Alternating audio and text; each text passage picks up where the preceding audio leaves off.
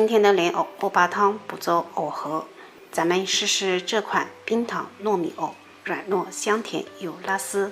碗中抓3小把糯米，用清水清洗干净。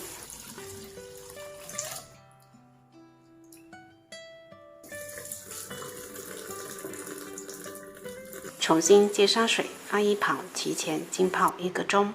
2小节莲藕洗干净，从中间的藕节对半切开，再切其中一头藕节，不要切太多。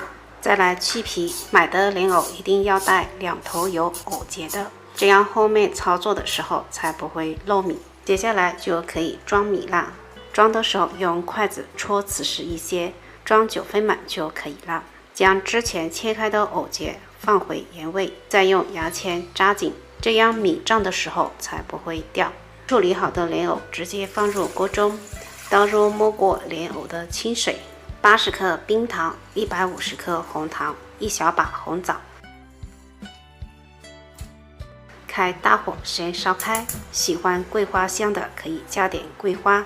转小火继续煮1到2个小时，中间过程需要翻翻面。1个半小时后，梅的糖水也煮得差不多了，关火将莲藕加出，牙签拔掉不要，再切成稍厚点的片，这样吃起来才有口感。切的时候就可以看到拉丝的效果，切好就可以摆盘了。最后淋上剩下的糖水，咱们的冰糖糯米藕就做好了，软糯香甜有拉丝。喜欢的朋友可以在家试一下。